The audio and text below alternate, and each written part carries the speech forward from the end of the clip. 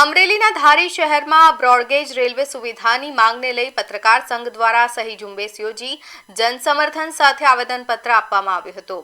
ગીરનો પ્રવેશદ્વાર ગણાતા ધારી તાલુકામાં પ્રવાસન વેપાર અને રોજગારને વધુ વેગ મળે તે હેતુથી આ અભિયાન હાથ ધરાયું હતું. સ્થાનિકોના જણાવ્યા મુજબ ધારી વિસ્તાર ગીર નેશનલ પાર્ક તરફ જવાના મુખ્ય માર્ગોમાંનો એક હોવાથી અહીં વર્ષ દરમિયાન મોટી સંખ્યામાં પ્રવાસીઓ આવે છે. તેમ છતાં રેલવેની પૂરતી સુવિધાના અભાવે લોકોને લાંબા અંતરની મુસાફરીમાં મુશ્કેલીઓનો સામનો કરવો પડે છે. ધારી પત્રકાર સંઘ દ્વારા લોકોના સમર્થન સાથે સહી ઝુંબેશ યોજી બ્રોડગેજ સુવિધાની માંગ ઉઠાવવામાં આવી હતી. આ અભિયાન અંતર્ગત ધારી પ્રાંત કચેરી મારફતે અમરેલી કલેક્ટર ઓફિસરને આવેદનપત્ર પાઠવવામાં આવ્યું હતું.